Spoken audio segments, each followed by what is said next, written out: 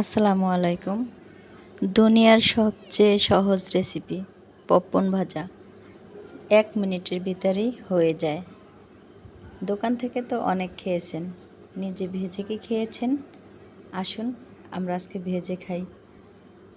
একটা কড়াইয়ের ভিতরে দিয়ে দিলাম খানিকটা তেল, তারপরে পপকর্নের দানা দিয়ে দিলাম স্বাদ মতো লবণ। তারপরে একটু নাড়াচাড়া করে এটিকে তেলের সাথে মিশিয়ে নিলাম। গরম হওয়ার পরই এটা সাথে সাথেই ফুটে উঠবে। ফুটে উঠলেই সাথে এটার উপরে ঢাকনা দিয়ে ঢেকে দিতে হবে, না হয় চারিদিকে ছিটে পড়ে যাবে। এই যে আমি ফোটা শুরু করছে তাই ঢাকনাটা দিয়ে দিলাম।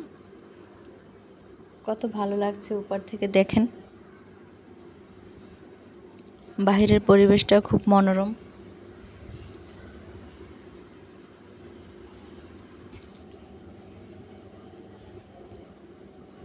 আমার পপকর্ন ভাজা হয়ে গিয়েছে।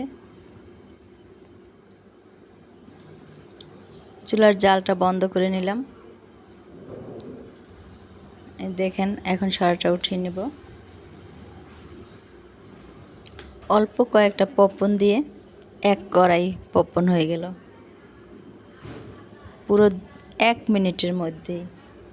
দুনিয়ার সবচেয়ে সহজ রেসিপি। ভালো লাগলে লাইক কমেন্ট করবেন। ভালো থাকবেন, ধন্যবাদ।